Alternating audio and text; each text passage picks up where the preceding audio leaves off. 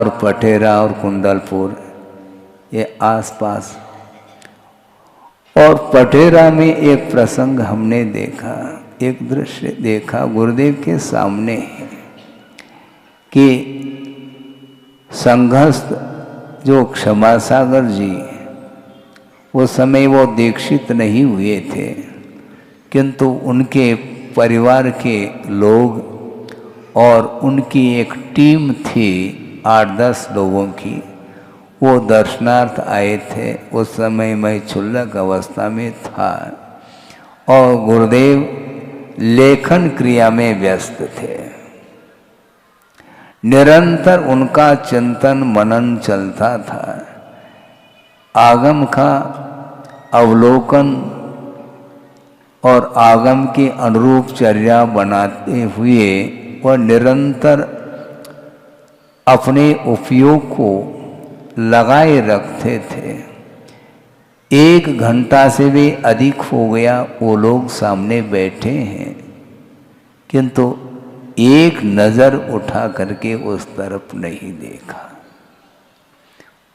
हम वहीं थे, क्षुल्लक अवस्था में पास में बैठते थे और वह अपने आप में मग्न है।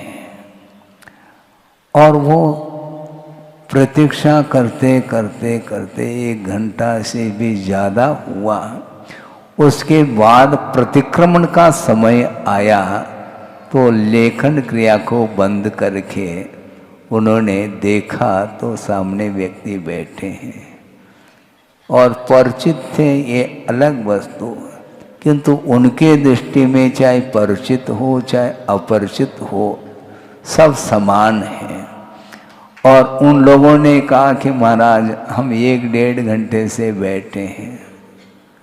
तो उन्होंने सोचा ठीक है, इनके लिए भी 2-5 मिनट दिया जाए। जो भी उन्होंने लेखन क्रिया में लिखा था, 1-आध पंक्ति को सुना करके उनको रवाना करा दिया। प्रतिक्रमण का समय था और उतने में ही वो सारे प्रफुल्लित मन हो करके निकल गए वहां से। सोचो, विचार करो, और अपन होते तो कबे आ गए, और कौन कौन आ गए साथ में। बहुत दिन हो गया, आप आए नहीं थे, मिले नहीं थे।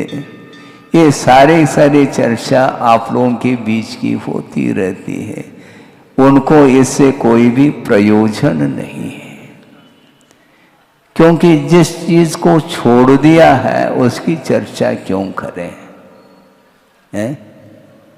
जिस चीज को छोड़ ही दिया उसकी चर्चा करने से लाभ क्या है हमें? लाभ नहीं, प्रत्युत हानि है।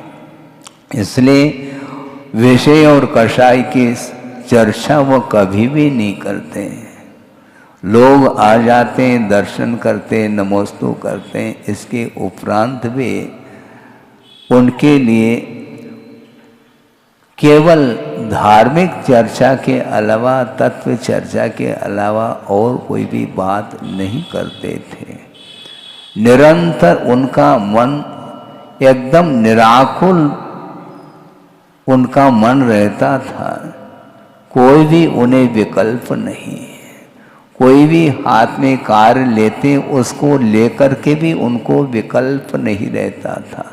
इतनी सहज उनकी साधना थी, उसको देख करके ऐसा लगता है कि अपना भी बहुत बड़ा पुण्य का उदय रहा है।